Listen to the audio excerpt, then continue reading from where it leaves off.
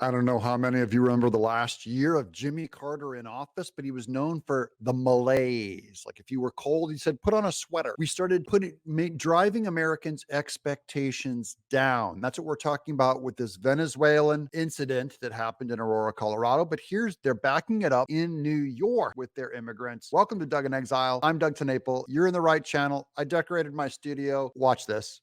What started out as a robbery crew, upwards of 50 robberies, 20 individuals arrested for upwards of 50 robberies and out of those 20 individuals, every single one of them is on the streets today.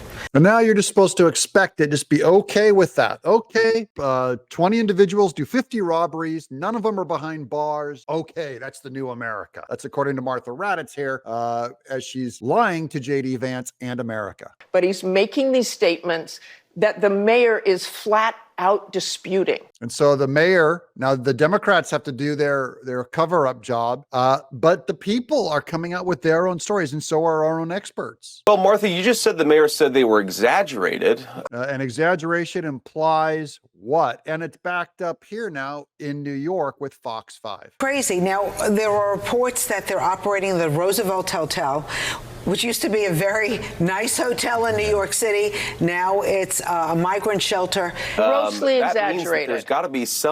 That means there's got to be some element of truth here. And of course, President Trump was actually in Aurora, Colorado, talking to people on the ground. These are news people trying to just call Trump a liar instead of just admitting what's obvious, that some immigrants are going to cause more trouble and that our police are not allowed to prosecute them and keep them in jail. It's catch and release. It's too big of a problem for us to police. Just everyone manage your expectations down. That's the theme of this episode. We're going to get to Bill Clinton too. What are we talking about? What's going on inside this hotel that is now spilling out into the Times Square area? Yeah, I mean, there's actually a recruitment process. And what we're hearing, of course, Martha, is that people are terrified by what has happened with some of these Venezuelan gangs. Senator Vance, I'm going to stop you because I know exactly what happened. Martha. I'm going to stop you. The incidents were limited to a handful of apartment complexes, and the mayor said our dedicated police officers have acted on those concerns. A handful of problems. It's only a handful of problems. What if we only had a handful of racism or a handful of misogyny or, just name any problem? What about a handful of environmental problems? Just pick your problem. We only have a handful of oppression against same-sex marriage. They won't go for one tiny moment of a problem against their key issues. Only, Martha, do you hear yourself? Only a handful of apartment complexes in America were taken over by Venezuelan gangs, and Donald Trump is the problem and not Kamala Harris's open border? I don't think she can hear herself. That's why you guys got to spread this link all over the internet. Here's a great meme I found. What's the acceptable number of apartment complexes taken over by illegal alien Venezuelan gangs? A, she picks a handful. B, 3. C, a bushel. Or D, 0. And there's the JD Vance meme look. You seem to be more focused with nitpicking everything that Donald Trump has said rather than acknowledging that apartment complexes in the United States of America are being taken over by violent gangs. It's almost like ABC News hosts just want to get Kamala Harris elected. Better, but frankly, we're not going to do better, Martha, unless Donald Trump calls this stuff out. I'm glad that he did. Okay, let's just end that with they did not invade or take over the city, as Donald Trump said. And they always do that one last fact check on all these news. Well, let's just end it on you're wrong, JD, and let's move on quick. I want to move on to just a few apartment complexes, no big deal. A few apartment complexes that the mayor did not seem was invading the entire city. Let's move on to women and abortion. Not invading the entire city, but a few apartment complexes is okay. Here's the New York Post pictured Aurora apartment worker beaten to a pulp by Tren de Aragua, as owners say migrant gang took over and tried to extort them. Here's Bill Clinton. He's also going to be managing your expectations down with his gaslighting. I don't think Americans are anti-immigration. They're anti-chaos, right? They don't want us to do more than we can, but they recognize, at least most people do, we got the lowest birth rate we've had in well over 100 years. Most people recognize that we have the lowest birth rate. I thought they've been jamming down our throats overpopulation. People don't recognize that our birth rate is falling. They need to punch that everywhere. The Democrats have lied to you, and then now they have to lay in the bed of their policy, which is the zero population growth garbage from the World Economic Forum, the WEF. We're not at replacement level, which means we got to have somebody come here if we want to keep growing the economy. Heaven forbid that we actually have children. We have to have them come here. No, you don't have to import them. By the way, what he's suggesting is called replacement theory, which they always said was racist by whites, fearing brown replacements coming in and taking us over. He's saying they have to come in to replace us. Bill Clinton, how dare you repeat that white supremacist drivel here on my channel?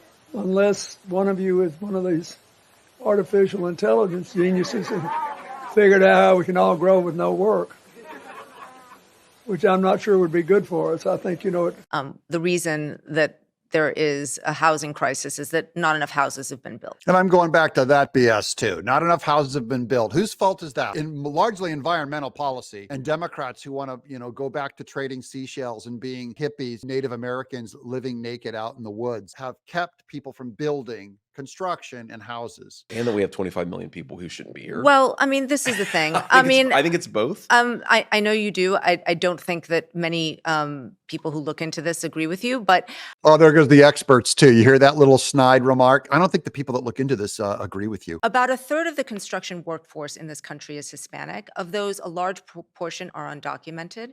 So how do you propose to build all the housing necessary that we need in this country? Who's going to pick our fruit? They're all undocumented. Who's going to be our slave labor force, JD Vance? By removing all the people who are working in construction. Well, I think it's a fair question, because we know that back in the 1960s, when we had very low levels of illegal immigration, Americans didn't buy houses, didn't build houses. But of course they did. And I'm being sarcastic, of course, in service of a point, Lulu, the assumption that because a large number of home builders now are using undocumented labor, that's the only way to build homes. I think, again, the country is much bigger. The need is much bigger. She's an imbecile. And it also shows their lack of imagination. The idea that they just can't see American people, especially white people, working hard for a living and building houses.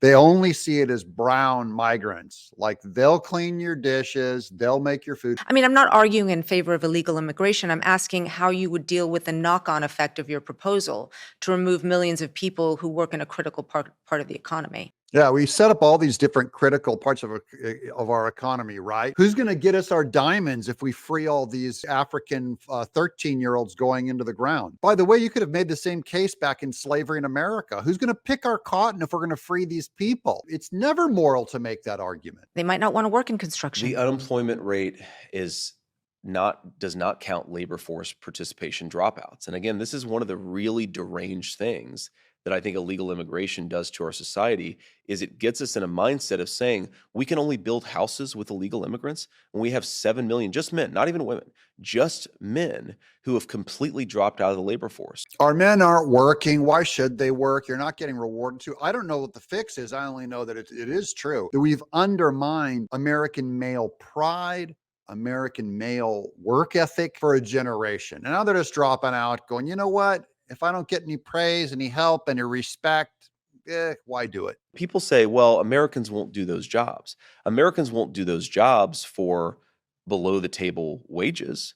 They won't do those jobs for non-living wages. But people will do those jobs. They will just do those jobs at certain wages. You also have to come down and break the people that do hire illegals, because they can keep their prices so much lower. They can always undercut the next guy. If you're putting up rain gutters and you have an all illegal crew, they're taking their money under the table, they're not paying their taxes. You can do it for your gutters for cheaper than the guy who has all legal workforce. So you have to, but we have not cramped down on that now for 40 years. Republicans too have done this to the American worker. And it's got to stop. We cannot have an entire American business community that is giving up on American workers and then importing millions of illegal laborers. Yeah, but that's how we do it. And then now, the Democrats want them to vote, which you almost have to. If you're going to have them here working, raising families, you can't have a second-class citizenship.